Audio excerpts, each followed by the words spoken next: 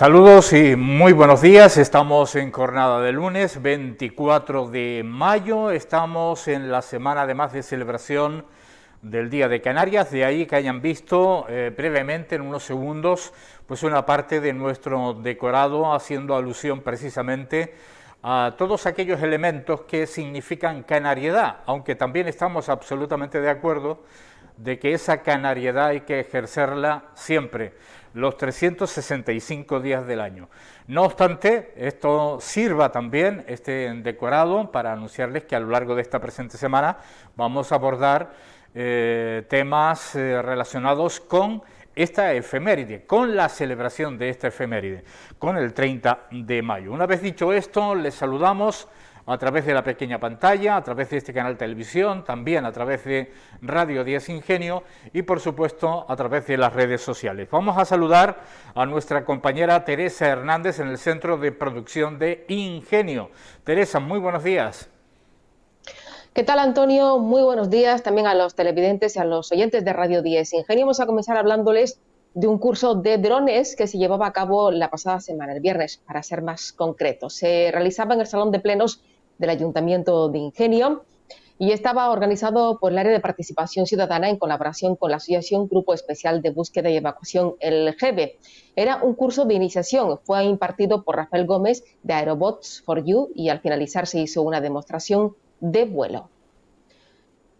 Y vamos con más cosas porque también el viernes tuvo lugar una nueva entrega del ciclo que lleva a cabo durante este mes la Fundación Nanino Díaz Cutillas. Se denomina Mayo, Mes de Canarias.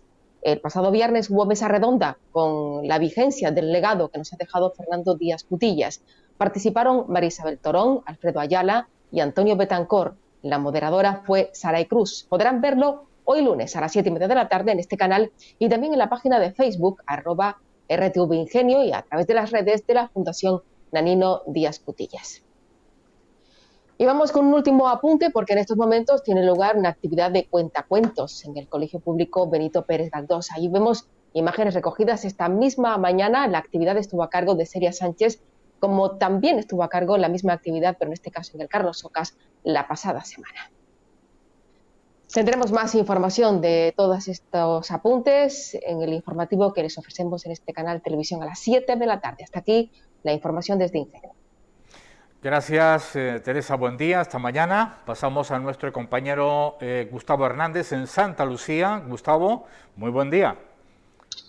Muy buenos días, Antonio Miguel Pérez, para ti, para tus invitados e invitadas, para todo el equipo y por supuesto para los que nos ven y nos escuchan a través de este mágico mundo de la radio y la televisión.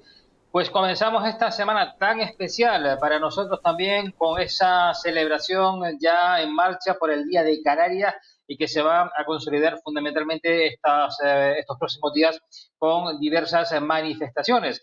Hay que decir que a partir de mañana el Teatro Víctor Jara se va a convertir en nuestro municipio en el epicentro principal de la celebración por este 30 de mayo, con un programa variado de eventos, de actividades que arrancará, como digo, mañana, 7:30 de la tarde, en la Casa de la Cultura Saro Bolaños, con la proyección de un documental sobre la parranda de Balos, los parranderos de Balos que marcaron una época en el sureste y que fueron uno de los pioneros en la hora de hacer música con amigos en parrandas y que luego se convirtió en algo más que una parranda, se convirtió en un grupo consolidado y que marcó, como digo, una época, sobre todo en nuestro término municipal. Mañana se va a dedicar, como digo, un documental a la vida y a la obra de esta formación, evidentemente ya extinta en nuestro término municipal. El próximo miércoles, en la misma sala, Saro Bolaños, y a la misma hora, 7:30, también se va a proyectar, a estrenar otro documental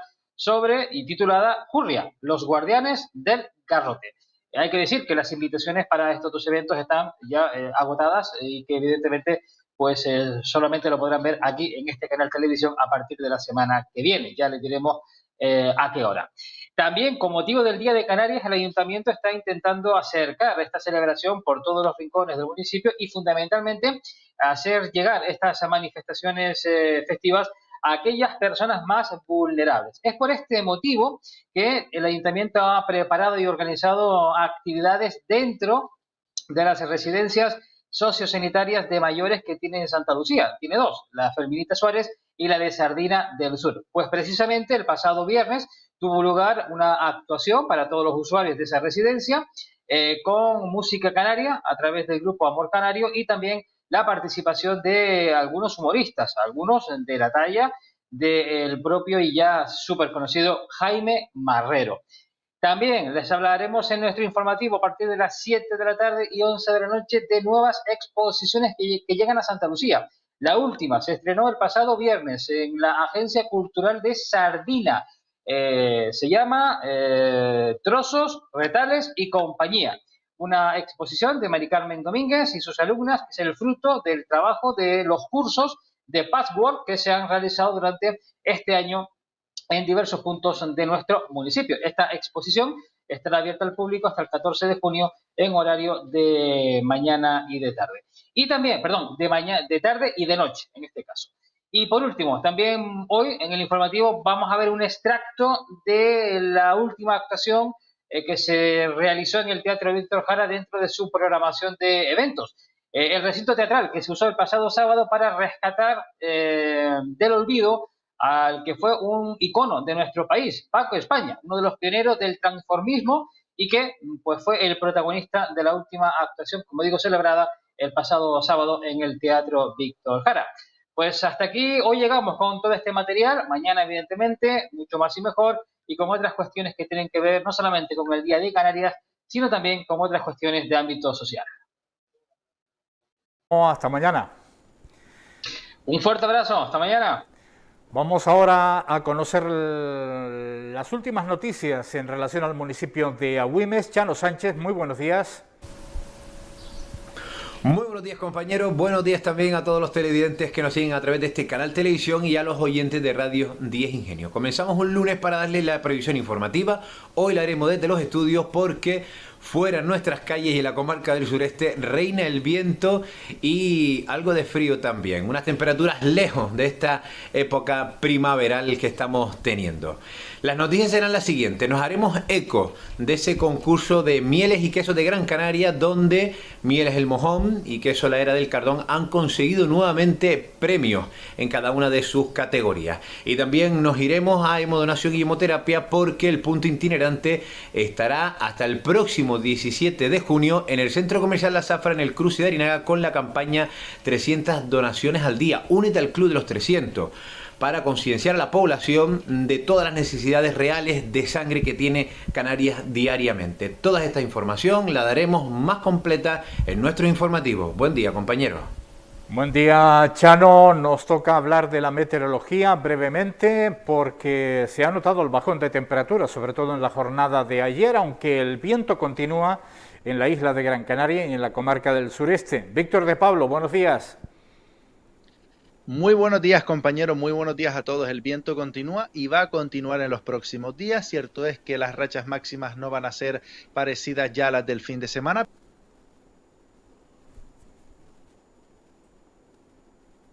Hemos perdido momentáneamente esa con Víctor de Pablo. ¿Sigues ahí, Víctor? Bueno, hemos perdido la señal con Víctor de Pablo, aunque ya nos anunciaba evidentemente de que las rachas de viento van a continuar y nosotros que pasamos página para conocer detalles enseguida o cuando estimen los compañeros volveremos otra vez con nuestro compañero Víctor de Pablo. Vamos a conocer otros detalles de la actualidad informativa.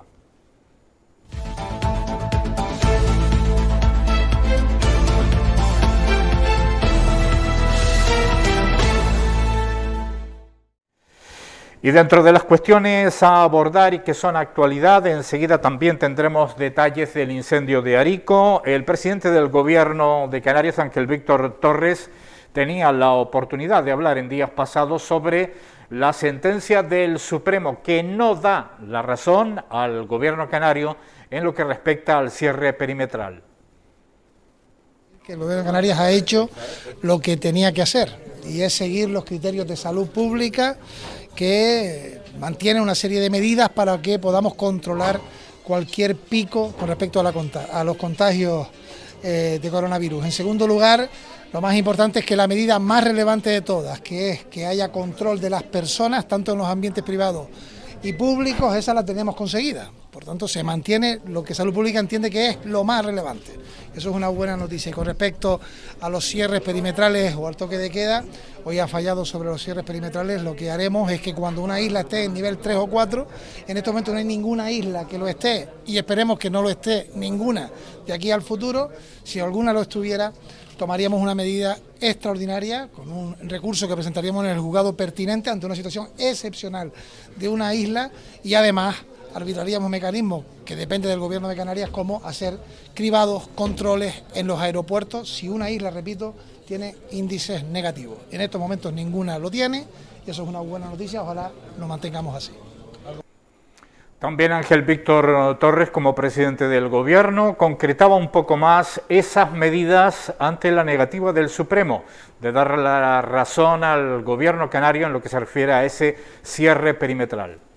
Serían dos medidas. Una es hacer controles en puertos y aeropuertos en una isla que pueda estar en nivel de alerta 3 o 4, a la vez que pediríamos, en tal caso, siguiendo los criterios de salud pública, al juzgado pertinente una medida excepcional para esa isla por su situación pandémica. Pero en cualquier caso, lo importante es que eso no tenga que ocurrir.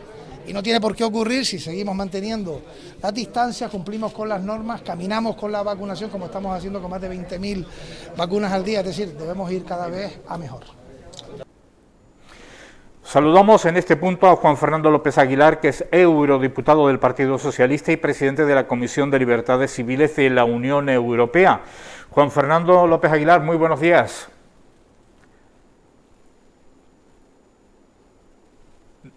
¿No nos escucha Juan Fernando López Aguilar?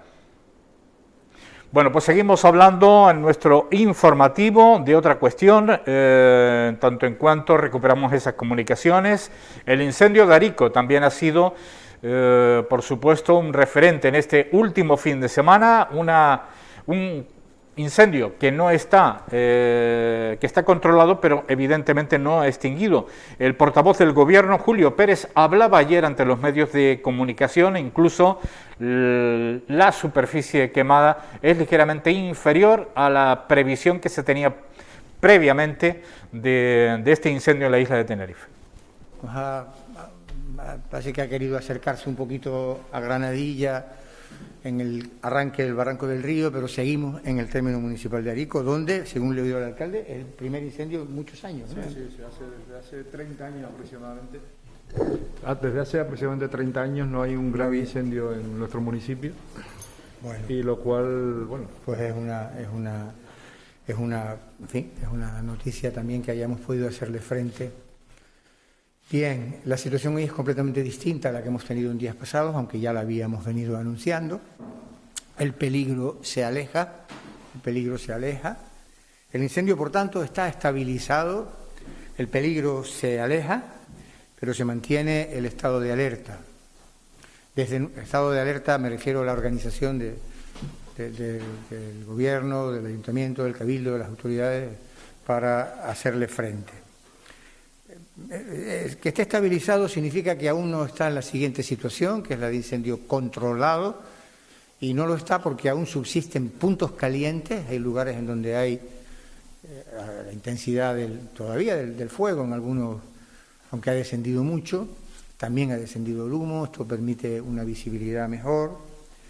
Uno, sin duda, es la evolución meteorológica. La meteorología nos ha empezado a ser menos hostil, menos desfavorable. Ya lo habíamos anunciado, teníamos esa previsión. Y, en segundo lugar, yo creo que es razonable y fundado hacer constar que el segundo factor que nos lleva a esta situación es el acierto técnico de las decisiones tomadas por los técnicos que han dirigido la extinción. En este momento la cifra más exacta se aproxima a las 3.000 hectáreas, 3.029 si queremos ser precisos, los datos que se obtienen después de usar un satélite especialmente fiable, que es el satélite Copérnicus. Vamos a intentar nuevamente la comunicación con Juan Fernando López Aguilar, decíamos eurodiputado y presidente de la Comisión de Libertades Civiles de la Unión Europea. Juan Fernando, muy buenos días. Muy buenos días, encantado de estar con ustedes. Lo mismo digo, muchísimas gracias por atender la videollamada de este canal televisión. Sabemos que tiene una agenda tremendamente apretada y una de las cuestiones que me gustaría plantearle muy rápidamente es sobre todo esta crisis entre Marruecos y España. Yo le pregunto, ante el fenómeno que ya hemos vivido de migración en el archipiélago canario, ¿es un problema de España y Marruecos o es un problema de la Unión Europea y Marruecos? Es un error de Marruecos, que exige una respuesta conjunta de la Unión Europea, porque España es Unión Europea y la frontera terrestre de Ceuta y Melilla no solamente es una frontera terrestre, la única de la Unión Europea con el continente africano, sino la más desigual del planeta, que plantea, por tanto, un gran desafío. Pero el desafío es inexorable porque Marruecos lo es como vecino y es una buena idea llevarse bien con los vecinos. España ha hecho lo imposible por restablecer una relación diplomática saneada y constructiva con Marruecos.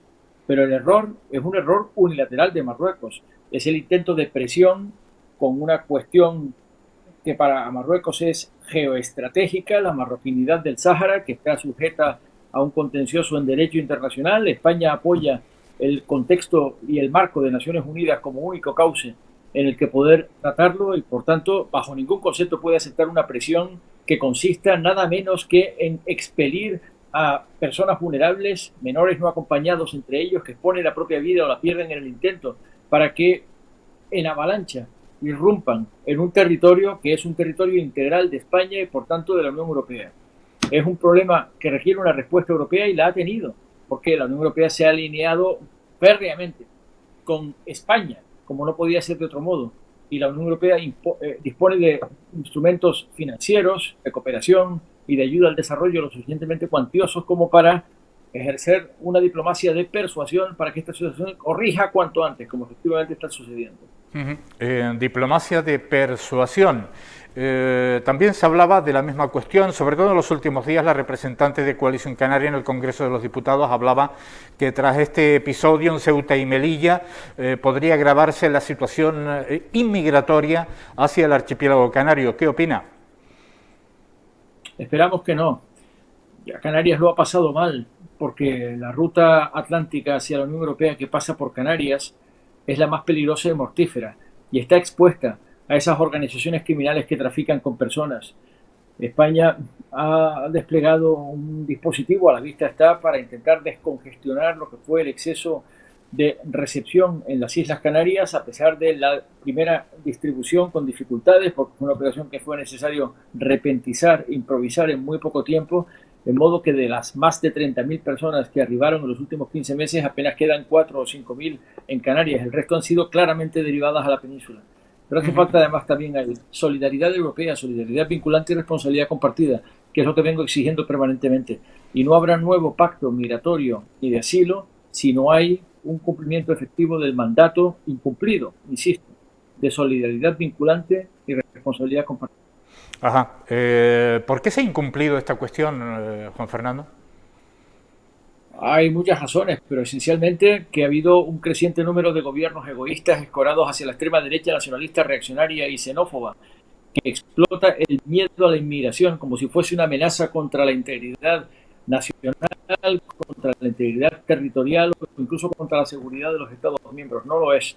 La inmigración proviene de una situación planetaria acuciada por la pandemia, que solo ha empeorado esa desigualdad que media entre dos continentes vecinos, la Unión Europea y África. África está además en una explosión demográfica sin precedentes en la historia de la humanidad. Ha duplicado su población en los últimos 50 años y va a volver a duplicar en los próximos 30. Frente a un continente envejecido como es Europa, esto significa que hay muchísima gente joven que se ha puesto en movimiento y se ha puesto en manos de mafias y organizaciones criminales en la ausencia de vías regulares que permitan su ingreso como trabajadores en condiciones legales, en condiciones regulares en la Unión Europea. Esto requiere un cambio de mirada, requiere una mirada conjunta de la Unión Europea que con el derecho europeo y que además sea eficaz. Son desafíos pendientes. Estamos trabajando del Parlamento Europeo para poder articular una respuesta normativa que sea vinculante para los Estados miembros, que tenga esa dirección. pero que los Estados miembros son solidarios con los Estados fronteras exteriores de la Unión Europea, como es su orden de Chipre, Malta, España, es una cuestión fuera de duda. Y esos gestos han sido con incumplimiento europeo, el Tribunal de Justicia Europea. Por lo tanto, es una política, es una cuestión que también lidera con la Unión Europea para que el mandato de solidaridad sea vinculante para todos, sin hecho, porque el desafío es común y no solo tienen fronteras hacia el Mediterráneo o el Atlántico, como es el caso de Canarias en España. Desde luego es un tema tremendamente extenso. Ojalá tengamos la oportunidad en un futuro, cuando lo considere, de poder charlar más tranquilamente en nuestros estudios, cuando a usted le convenga, porque hemos quedado en otras oportunidades también de hablar de una reconstrucción europea, no solo en este aspecto, sino en una cuestión de principios y de equidad y unidad. A mí me gustaría finalmente hablarle de otra cuestión. Me gustaría rápidamente preguntarle por la sentencia del Supremo que impide el cierre perimetral de las islas del archipiélago. ¿Tiene alguna opinión al respecto de este tema? ¿Considera, como acabamos de escuchar a Ángel Víctor Torres, que hay suficientes medidas para tomar decisiones? Bueno, voy a intentar ahorrar oyentes realidades. A pesar de que soy jurista y me apasiona el derecho, lo que es obvio es que la pandemia y su impacto económico y social han sacudido las estructuras constitucionales de los Estados miembros como de la propia Unión Europea. Muchos estados se han visto obligados a tomar medidas que no tenían un encaje jurídico previo, porque la situación era inesperada y sin precedentes. Esto ha supuesto que el estado de alarma ha tenido que reinterpretarse para darle cobertura a supuestos para los que no estaba diseñado. Significa también que la Ley Orgánica de Medidas Especiales en Materia de Salud Pública, que acompañó a la Ley de Sanidad en 1986, hace la friolera ya de 35 años, también ha tenido que ser reinterpretada para darle poder a los jueces de adoptar medidas restrictivas de derechos y libertades en el control de la pandemia. Situaciones que no eran aquellas predecibles y previstas hace 35 años, porque esta, desde luego, carece de precedentes. Y significa también que el gobierno, intentando armonizar las sentencias eventualmente discrepantes de los tribunales superiores de justicia en el control del que son competentes sobre las medidas a adoptar por los gobiernos autonómicos en la fase de la llamada cogobernanza, por decreto ley le ha dado al Tribunal Supremo competencia para poder revisar en casación las sentencias de los tribunales superiores de justicia. Es algo que vamos a asistir al Tribunal Supremo por su definición, porque está en la cúspide del sistema del Poder Judicial, es la última palabra, y eso quiere decir que las sentencias vinculan a los poderes públicos y que esta sentencia hay que acatarla. Es obvio. Esto significa que la comunidad autónoma está completamente inerme a la pandemia y la posibilidad de medidas restrictivas. No, el gobierno adaptarse es lo que está haciendo el gobierno de Canarias, adaptarse a la jurisprudencia del Tribunal Supremo e intentar mantener un cierto control de la situación en el servicio de la salud pública, que es su principal obligación y preocupación, y apoyo plenamente. Juan Fernando López Aguilar, se nos acaba el tiempo, sabemos que tiene una agenda muy apretada. Será un placer tenerle cuando considere oportuno en este programa, ante la magnitud de cada tema, de los que hemos tenido la oportunidad de hablar y de los que no hemos tenido también la oportunidad de charlar. Muchísimas gracias por habernos atendido.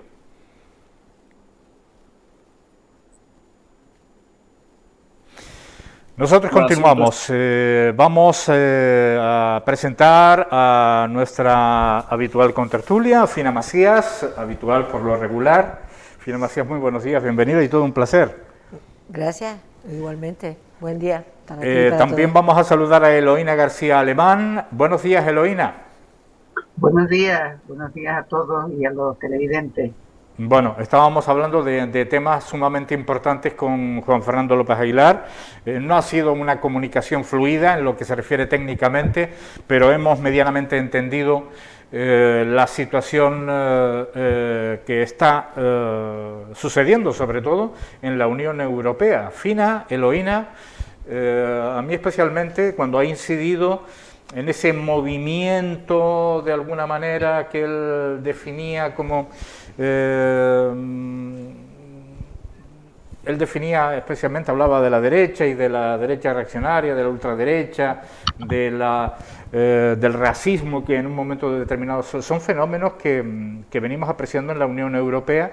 Probablemente, no sé si será el único, pero también tuvo que ver algo con el Brexit. Esto requiere una reconstrucción de principios y de idea de lo que es la Unión. Sin duda. Yo creo que la Unión Europea está en solfa desde el mismo momento en que nació, porque hay discrepancias, unas son evitables y otras no lo son tanto.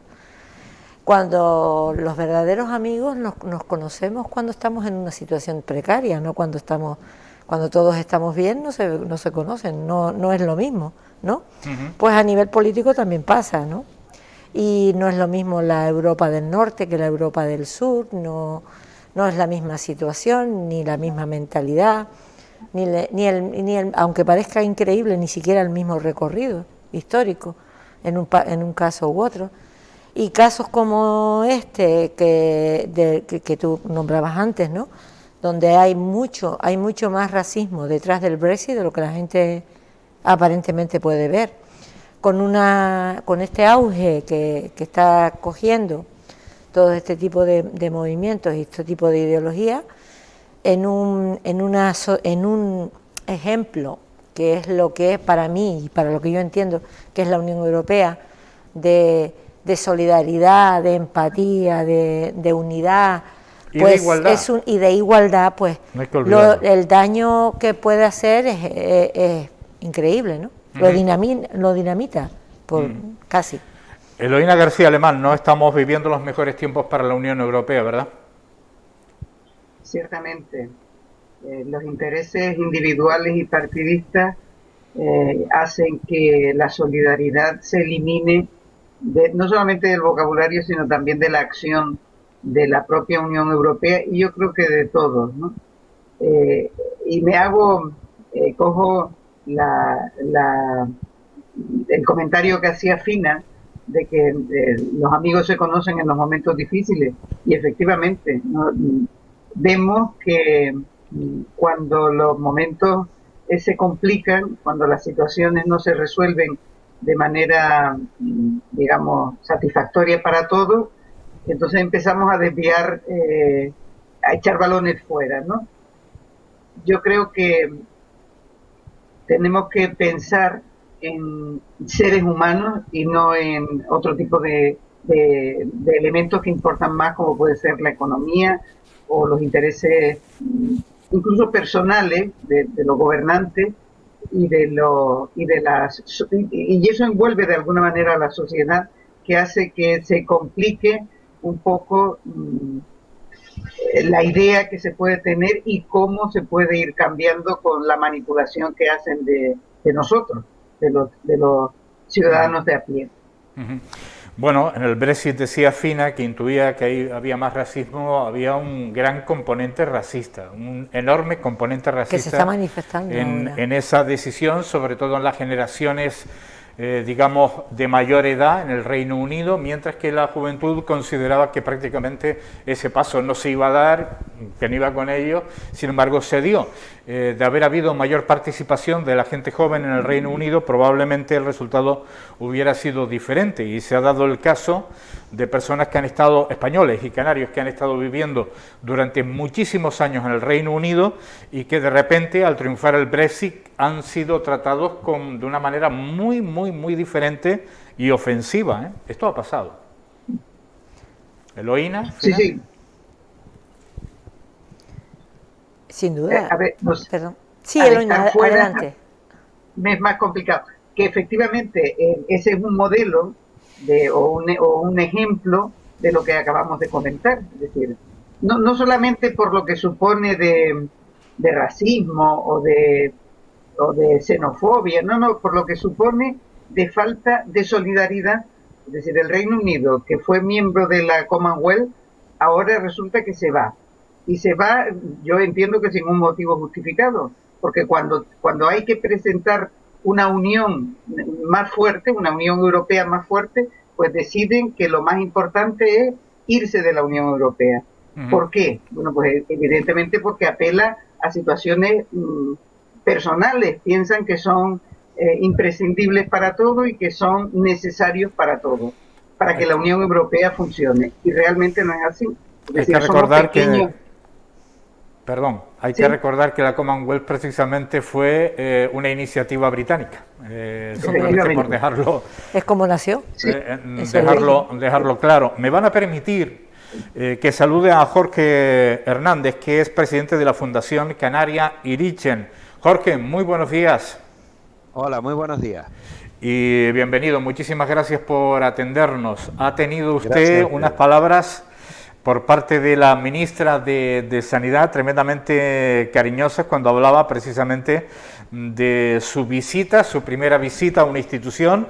Vamos con Carolina Darias en esa visita que realizaba hace muy pocas fechas.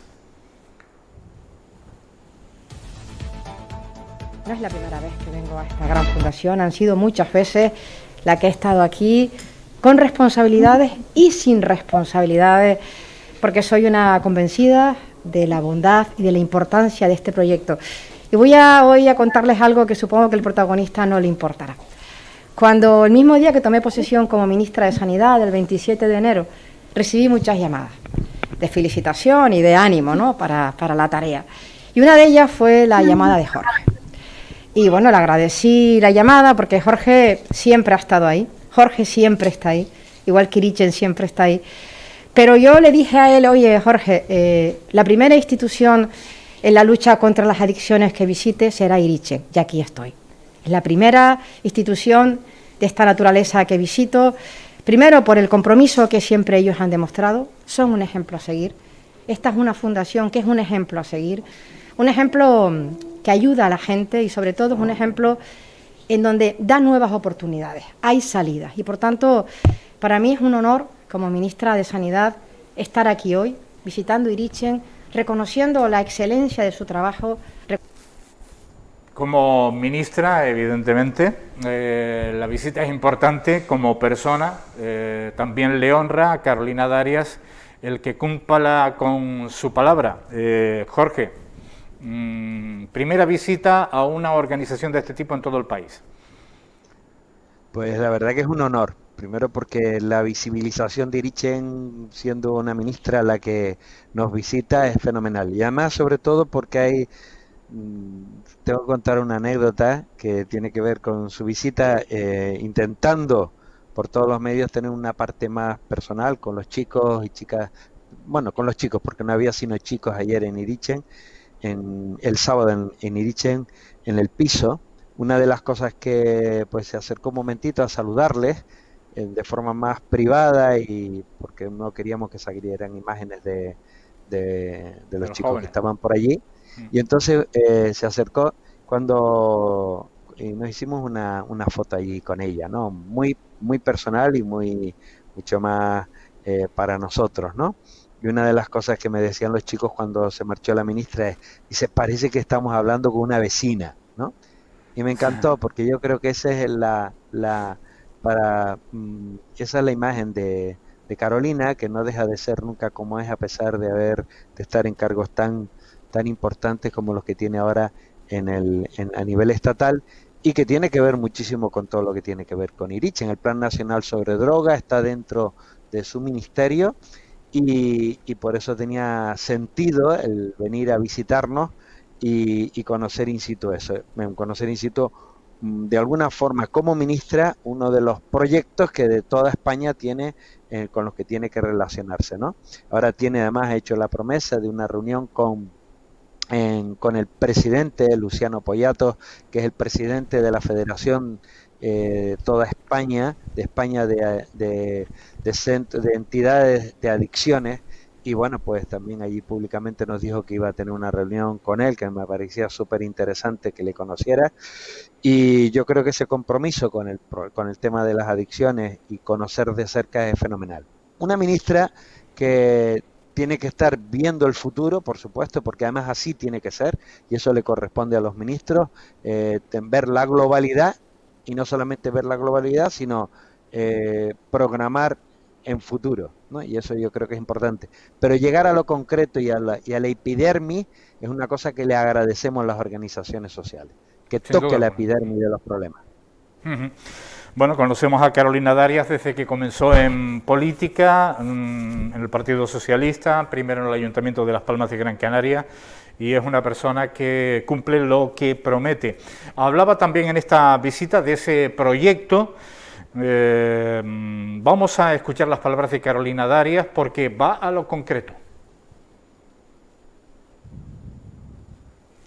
Bueno, tenemos un problema con el vídeo de Carolina Darias. Bueno, concretaba algunas cuestiones, evidentemente de un proyecto. Además también hablaba de un análisis, curiosamente, de las adicciones durante la pandemia, donde en contra de lo previsto, por ejemplo en jóvenes, se reducía el consumo de estupefacientes, de determinados estupefacientes, también se rebajaba el consumo de alcohol. Son comportamientos, pues las estadísticas de adicciones están ahí para contrastarlas y para conocer un camino. Es decir, la propia ministra tiene un perfecto conocimiento de lo que sucede. Efectivamente, y además interesante porque son interesantes las cifras. Las cifras que daban hay una bajada en el consumo de algunas drogas, entre ellas el hachís y el alcohol en los jóvenes, pero con lo cual es interesante ver cómo muchas veces la presión social es la que muchas veces aboca al consumo y al consumo abusivo de determinadas sustancias, y el hecho de no estar en espacios de presión social pues muchas veces disminuye. Pero sí ha aumentado la demanda. Quiere decir que muchos jóvenes en su situación de estar más confinados, de estar más en su casa, de tener menos posibilidades de estar en espacios sociales, ¿qué ha ocurrido? Se han dado cuenta de que tiene un problema, se han dado cuenta de eso, y nosotros hemos aumentado la demanda de jóvenes y de personas que vienen a solicitar ayuda a Irichen para poder salir de situaciones de adicciones. Y eso hay ha una sido cuestión, un 40%, con lo cual ha habido, es interesante las dos estadísticas porque no están complementarias, no son contradictorias. Pero es curioso porque también mencionaba Carolina Darias, estoy hablando de memoria, queríamos escucharlo pero tenemos un problema técnico. Carolina Darias decía que también se ha disparado, sobre todo en mujeres, ya no hablamos de jóvenes, hablamos de mujeres, se ha disparado el consumo de tranquilizantes, especialmente atacando un sector que es el femenino, de todas las edades, ¿no? Ese ha sido el resultado de un tema que nosotros llevamos viendo, estamos viendo hace muchísimo tiempo, el tema de los consumos o de los abusos de consumo o de la adicción que tiene que ver con ese tipo de medicamentos, lo venimos desde hace muchísimo tiempo. Y es también complementaria nuestra campaña que hemos hecho, que es una campaña interesante que tiene que ver con la prevención en el uso y el abuso, sobre todo el abuso y la adicción de las benzodiazepinas. Es un consumo muy femenino y eso nos ha ayudado, nos ha llevado a montar una campaña. Yo creo que a mí me llama la atención el que las estadísticas, las que plantea la ministra Irichen, estamos ahí respondiendo, pero de forma casi adelantada, ¿no? O sea, que hay, ¿por qué? Porque nosotros estamos viendo los síntomas, nosotros estamos metidos en la realidad. Y es muy difícil hacer una campaña de este tipo. Los centros médicos nos dicen que el número de personas, de mujeres sobre todo, porque la problemática de la mujer es muy distinta y al mismo tiempo es la que carga con muchísimas cosas. Por eso nosotros utilizamos el bolso como expresión de cómo las mujeres cargan con muchísimas problemáticas a niveles sociales y que además sus problemas se invisibilizan, con lo cual para nosotros visibilizar y facilitar el que tenemos unos espacios para poder atender las situaciones de las mujeres nos ha parecido interesante. Por eso nuestra campaña, que de alguna manera está jugando un papel interesante y que quizás sería interesante un día que pues si quieren hablamos de ella expresamente, y además que lo cuenten el equipo de Irichen que lleva todo el tema de perspectiva de género. Nosotros ahora mismo estamos abriendo un piso para mujeres, un programa para mujeres, porque estamos entendiendo que hay que trabajar con las mujeres desde la perspectiva de género. No podemos trabajar como si los centros fueran hechos para hombres en las que ellos se adaptan. Hemos dado cuenta que no, así no funcionamos. y que no vamos a poder funcionar porque el éxito es muy pequeño. Ahora mismo estamos trabajando directamente desde perspectiva de género, porque nos parece que esa forma es la que nos va a ayudar a facilitar una salida del abuso y de la adicción en temas de drogodependencia y de cualquier tipo de adicciones con respecto a las mujeres. Bueno, nosotros nos hemos adelantado, Jorge, ya hemos hablado de parte de ese proyecto en este, qué bien. en este programa, y seguiremos haciéndolo. Tan solo queríamos tener, que no es poco, ¿no? Bueno, pues la impresión de Jorge Hernández ante las declaraciones, la promesa y el compromiso de la ministra canaria, Carolina Darias, que por cierto también ha aprovechado su estancia en Gran Canaria para vacunarse, a pesar de haber pasado la COVID. Y Jorge, simplemente tan solo que esta comunicación sea una invitación más, todo nuestro apoyo para la Fundación Canaria Irichen, y nos gustaría pues mantener pues, un contacto regular con todo ese trabajo, porque es indudable, y a los hechos me remito, ¿no? Es destacable, y la primera visita, la de la propia ministra Carolina Darias. ¿Algo más? Estamos agradecidos por la visita de la ministra, que lo queremos decir públicamente, que ha sido una visita, no solamente tiene todo el toque de la oficialidad de una ministra, sino también el hecho de lo entrañable que es que una ministra canaria pues nos haya visitado y lo haya hecho con mucho cariño, mucha ternura, que los chicos, sobre todo los chicos de Irichen, lo van a recordar con cariño. Yo personalmente, pues imagínense, ¿no? Nos sentimos amigos. Por otra parte, gracias a ustedes, porque yo creo que es muy importante el papel de los medios de comunicación para visibilizar no solamente pues estos actos, sino también las problemáticas que van viviendo muchas personas, y agradecidos por haberse hecho eco de esta campaña que es tan importante para las mujeres en Canarias. Muchísimas gracias. Seguiremos hablando de ello, y es nuestro deber, Jorge.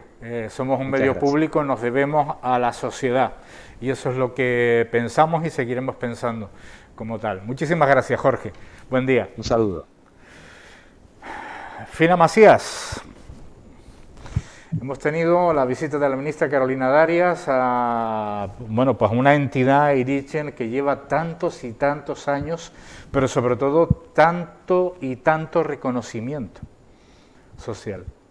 Y como ministra es lo menos que puede hacer, al margen de la relación que pueda tener con sus representantes, porque él ha dicho que una ministra tiene que pensar y trabajar para el futuro, pero si no se trabaja desde lo local a lo general, la realidad no llega, no se llega al fondo y al foco de donde está la sociedad y donde están los problemas.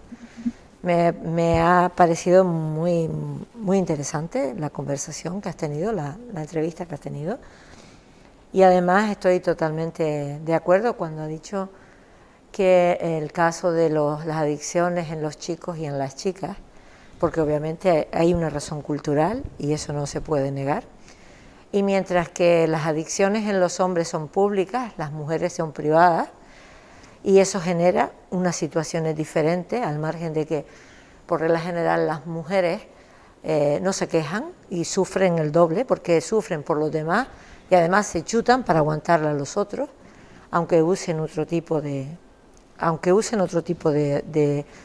ansiolíticos o lo que sea, que de todas formas, aunque se baje la ratio, por desgracia, estamos aprendiendo mal a imitar los modelos que no deberíamos, y me gustaría saber cómo son los niveles en adicciones, en consumo de hachís o en consumo de tabaco o en otras o en alcohol, ¿no?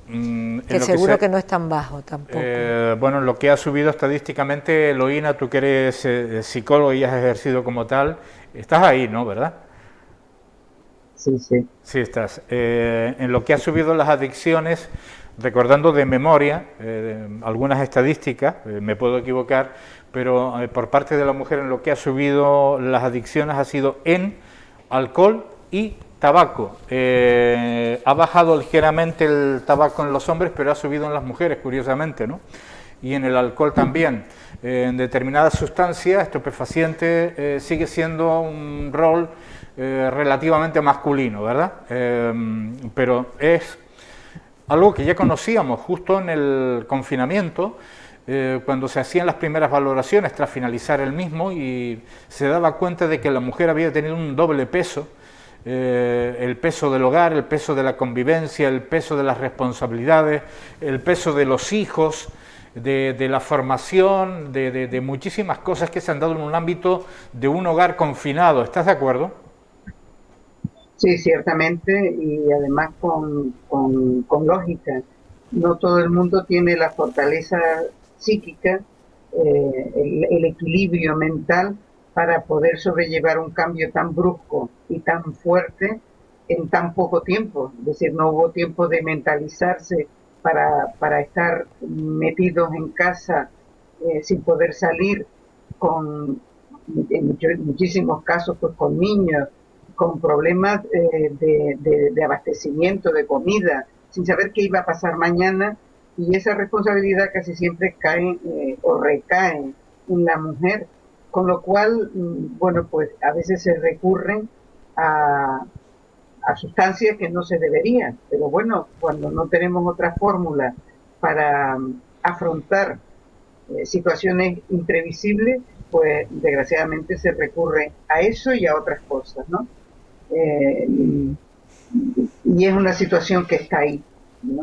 En ese caso casi no hay diferencia entre hombres y mujeres, me estoy refiriendo a situaciones de suicidio, pues no hay gran diferencia, y sí que yo creo que ha habido un incremento también de no poder aguantar determinadas situaciones, que quizá sin pandemia se habría recurrido a lo mejor a profesionales o a otro tipo de recursos, y que en este caso pues se recurre a eso, sobre todo consumir tabaco y alcohol, también otras drogas, pero sobre todo tabaco y alcohol, y en otros casos desgraciadamente pues a quitarse la vida, ¿no? Esto, sobre todo, son estadísticas previas a la pandemia.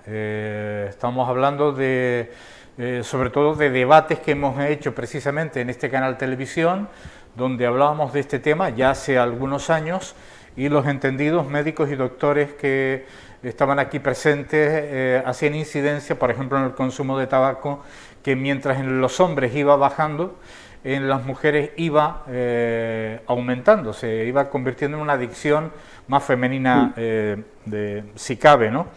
Un reconocimiento también a Irichen, que yo creo que es fundamental, ¿no? Lleva tantos años, y constantemente trabajando, igual que otras organizaciones no gubernamentales, que creo que merece ese detalle de la ministra. Fina decía que es lo menos que se le espera a una ministra, pero teniendo en cuenta lo que ha sucedido a lo largo de la historia con todos los ministros, que en muchas cuestiones, si te he visto no me acuerdo, pues siempre es de agradecer a alguien que cumpla con su trabajo, ¿no? Y con su compromiso y su promesa. Bueno, yo pienso que, vamos a ver, que una ministra visite Irichen, aunque sea canaria, yo creo que es de valorar, porque cuando estás en una institución local, pues los problemas son más cercanos y los conoces más, tienes más relación con ellos. A medida que las instituciones abarcan más territorio y más problemática, es más difícil acercarse a pequeñas instituciones. Irichen, tengamos en cuenta que es un puntito en toda España. Sin embargo, yo creo que sí que hay que reconocer la cercanía de Carolina Darias a esa institución, y yo particularmente la conozco bastante de cerca, porque trabajo como voluntaria en otro programa, en Almogarén, y bueno, las personas que atendemos pues también tienen mucha relación con Irichen, y evidentemente ese es un proyecto que está haciendo un bien tan grande que lo reconozca la ministra, para mí es lo de menos, pero también es importante tener ese apoyo institucional desde el Ministerio de Sanidad, ¿no? Yo, vamos, lo valoro bastante, y sobre todo, pues bueno, un aplauso a Jorge porque ha sabido mantener ese proyecto a lo largo de tantísimos años y con tan buenos resultados, porque son bastante serios los profesionales que están trabajando ahí, y los resultados pues, son bastante evidentes. Bueno, espero que no me traicione también el afecto, porque estamos hablando de trabajos y de hechos, ¿no? Pero desde la misma etapa en la que tú conformabas también Tertulia, en otros tiempos, ¿verdad? Bueno, pues contábamos con Carolina Darias y la conocemos bien. Sencillamente es diferente al ministro Illa, es lo que quería decir, al ex ministro, que ahora tiene una buena papeleta en Cataluña, y nos da la impresión de que el talante es mucho más, no sé, puede que me traicione el corazón. Si me permite, Antonio, yo creo que lo vemos en las mismas comparecencias, es ella. Yo creo que no está asumiendo un papel de pitiminí, vamos a ver, un papel de ministra, sino simplemente está ejerciendo el ministerio desde su forma de ser.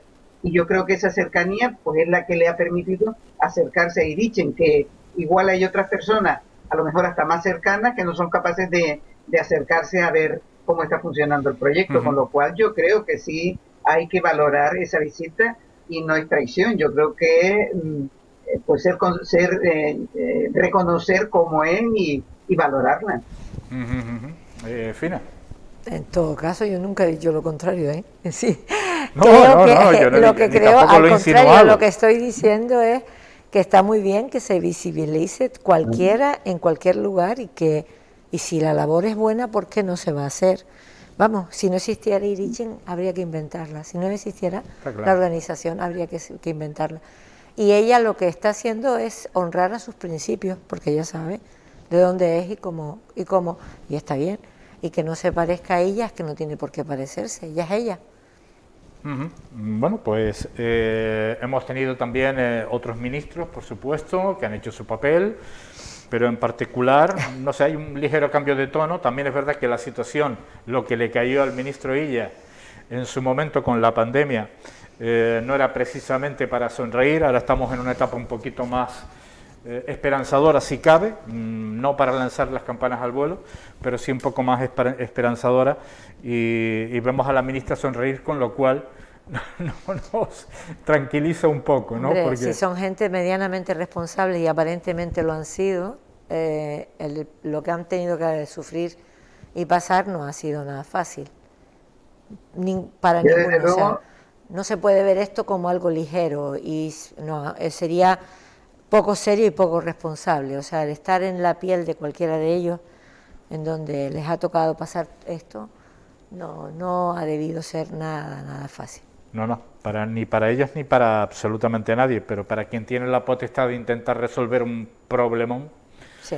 No ha tenido que ser precisamente nada fácil, y de ahí que no estoy evidentemente diciendo absolutamente nada malo en relación al ex ministro Illa, ¿no? Pero porque por supuesto siempre era muy regio, muy serio en todas sus comparecencias. Pero aparentemente, por lo menos a todos nos hizo creer, yo me lo he creído, y no es una pose, que no era una pose.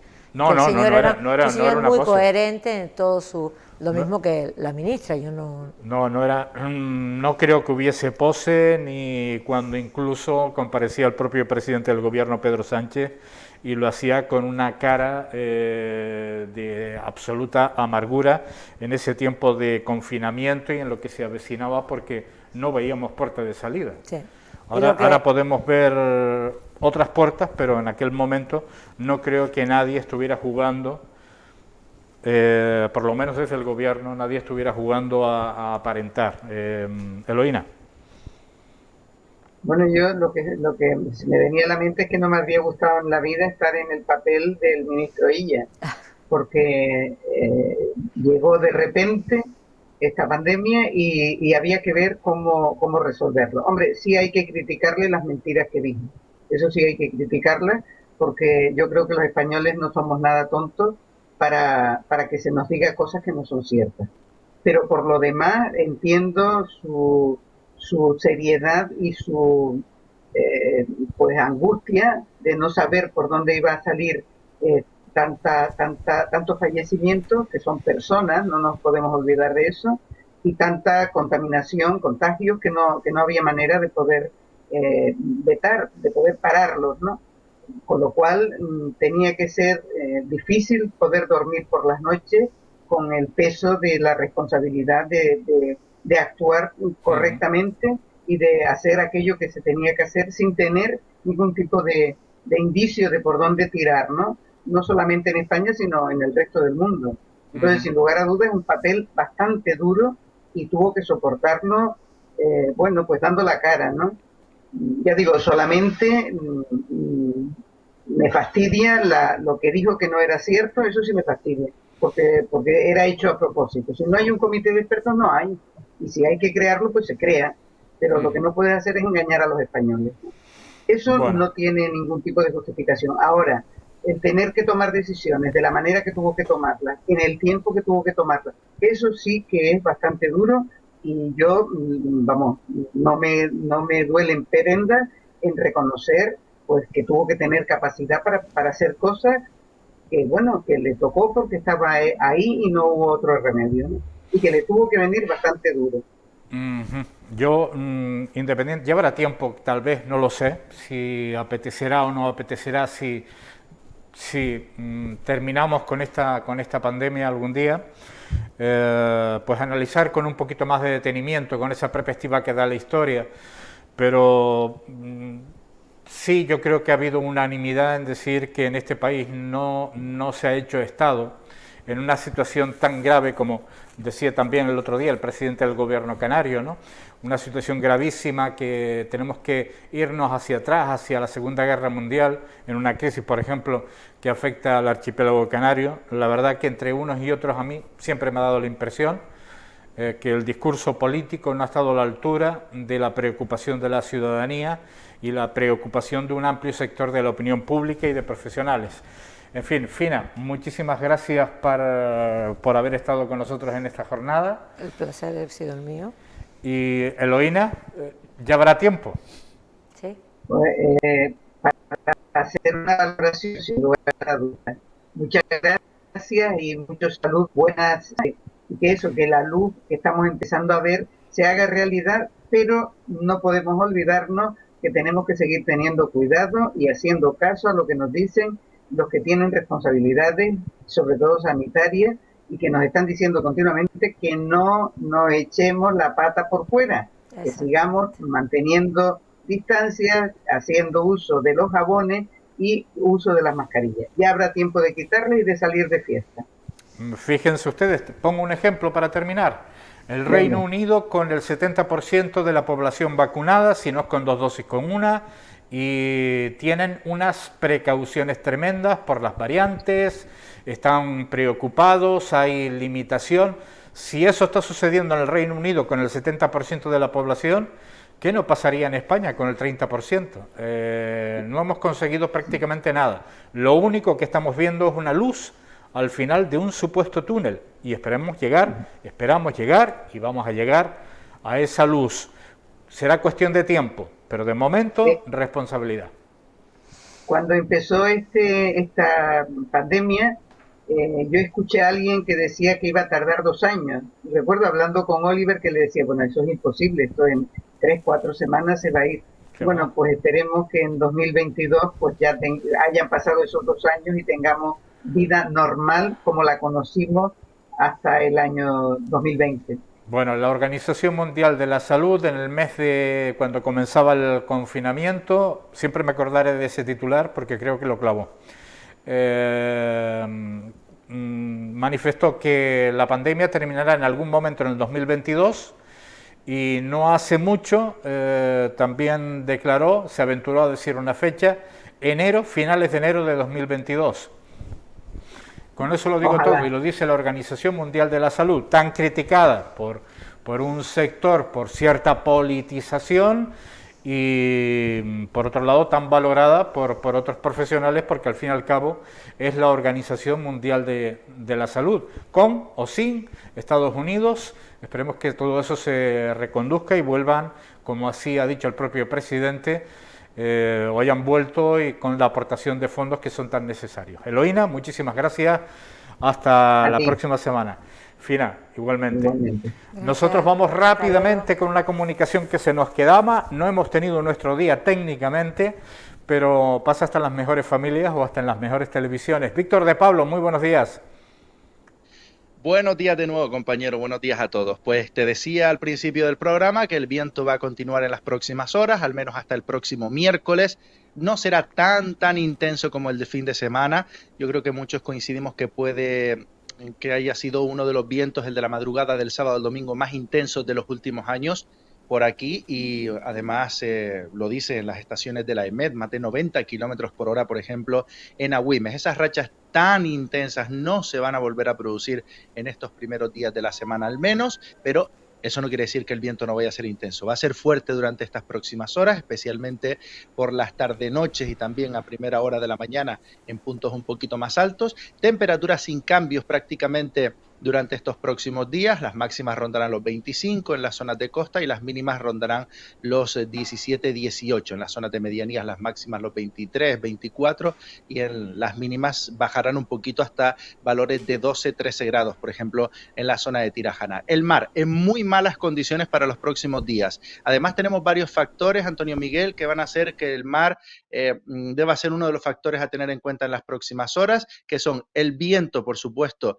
fortísimo en alta mar y también en las zonas de costa. Tenemos además mar de fondo muy profundo para estos próximos días y encima tenemos este miércoles luna llena, además con un coeficiente marea muy alto también para estas siguientes horas. Así que mucha atención en cuanto al mar. Tendremos la marea alta hoy sobre las 12:30 del mediodía y debemos estar muy atentos. Así que, en resumen, estos primeros días de la semana serán soleados, ventosos, con mal estado de la mar y temperaturas sin cambios, excepto mañana por la mañana, que podemos tener algunas muy ligeras precipitaciones que pudieran llegar por el norte hasta el municipio de Ingenio. Pero bueno, 4 gotas contadas.